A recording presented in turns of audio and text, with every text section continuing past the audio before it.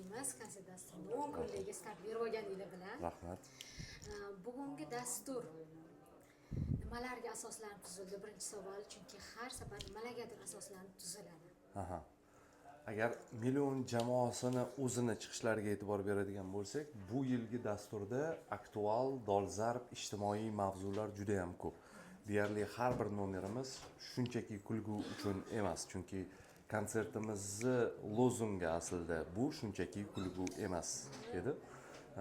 Shunga rioya etgan holda juda ko'p aytadigan gaplarimiz yig'ilib qolgandi. O'shalarni hazil orqali sahnaga olib chiqishga, sahnalashtirishga harakat qilib ko'rdik. Qay darajada uddaladik, endi birinchi seansdan kelgan eng qaynoq baholarni qabul qilib olamiz. Demak, tomoshabinlar bugun nafaqat kulishadi, aslida tagida ma'nosi ham bo'ladi, uni tushunishi ham kerak. Konsertda maza qilib kulishadi va chiqib ketgandan keyin xudo xolisa eslab xulosalar chiqarishadi degan umiddamiz. Har bir jamoada har bir kishini o'rni bor. Har bir odam tark etgandan keyin o'rni bilinadi. Shu vaqtgacha kimning o'rni bilindi sizlarning jamoangizda? Jamoani tark etgan har bir ijrochining o'rni bilinadi, u yoki bu darajada.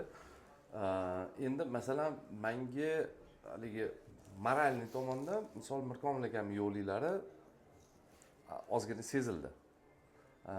Lekin hayot to'xtab qolmaydi bitta joyda va shu nuqtai nazardan biz yangi jamoa a'zolarini shu mahoratini charxlash va shu orqali millionli muxlislarga o'sha adrenalinni berish uchun to'xtamasdan ish olib boryapmiz.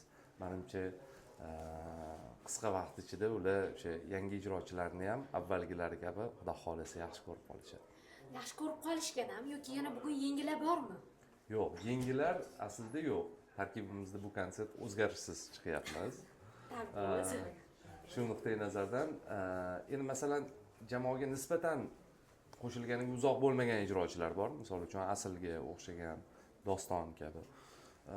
Mana shu yigitlarni, yangi qizlarimizni auditoriya iliq kutib olishi uchun ularni o'zidan ham katta sa'y-harakatlar amalga oshirilishi kerak. Mana bu konsertda xudo xolisa o'zlari uchun ularni yangi jihatdan kashf qilishadi degan umiddaman tomoshabinlar. Balki kashf qilib bo'lishgandir, chunki avvalgi dasturlarda ular ishtirok etishgan. Yo'q, ularning hammasi serqirra ijrochilar va shu jihatdan ularni yangi ijodida yangi sahifalar ochilishidan biz umidvormiz. Biz bunga turtki bo'la olsak, biz faqat xursand bo'lamiz. Jamoada kimning xarakteri sizga yoqmaydi? Yo'q, unaqa ijrochini men jamoada uzoq ushlamayman odatda, to'g'risi. Qanday xarakterli insonlar o'zi unda yoqmaydi? Ishga mas'uliyat bilan yondosh. Chunki repetitsiya jarayonida biz ulardan ortiqcha narsa, misol uchun uyimga borib yerimni chop ber yoki daraxtlarimni kesib ber deb iltimos qilmaymiz aslida.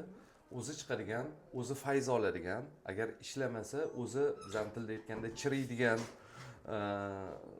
rollar uchun mehnat qilishadi. Biz bor yo'g'i o'zingning ijodingni yangi bosqichga ko'tarish uchun ishlagan deb so'raymiz o'zi odatda. Agar bunga ular mas'uliyat bilan yondoshsa, hech qanaqa muammo bo'lmaydi. Shunchaki kamroq ishlayman, lekin ko'proq olqish olaman deb o'ylashsa, uzoqqa borishmaydi. Shunaqa mas'uliyatni his qilmasdan tark etgan insonlar ham bormi jamoada? Bor, bo'lgan. Ismini aytasiz? Ismini aytmay qo'ya qoling. Ketganlar haqida faqat yaxshi gap aytaman. Hazil tariqasidagi savol, kim ko'p tanbeh eshitadi? Surunkali ravishda kech kelgani uchun mo'min gap eshitadi.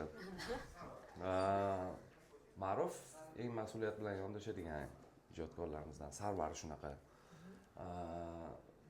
Dostonni bitta odati bor, haligi har qanaqa vaziyatda ham sahna ko'rinishi tayyor bo'ldi, lekin o'shanda ham uni mukammallashtirish, yana nimadir qo'shimcha qilish haqida o'ylayveradi.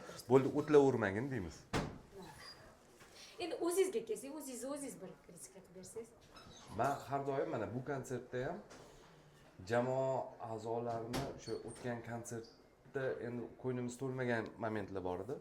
O'shalarni kamchiliklarni bartaraf etish uchun ko'proq jamoa bilan birga bo'ldim va hozir hali o'zimning tekstlarimni yodlashga ulgurmaganman. Har galgidek. Har galgidek. Chunki har gal sizda shu hodisa bo'ladi. O'zingizdagi qaysi xarakter o'zingizga yoqmaydi va yillar davomida kurashib kelasiz?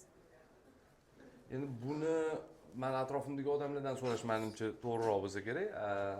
Menga har doim o'zimga dangasadek tuyulaveraman-da, lekin atrofdagilar aytishadiki, energichniy, shuncha ishga qanaqa ulgurasan deyishadi-yu, lekin man o'zimga o'zim dangasa deb tuyulaveraman. Yana ham ko'proq foydali ish koeffitsiyentini Oshirgisi keladi.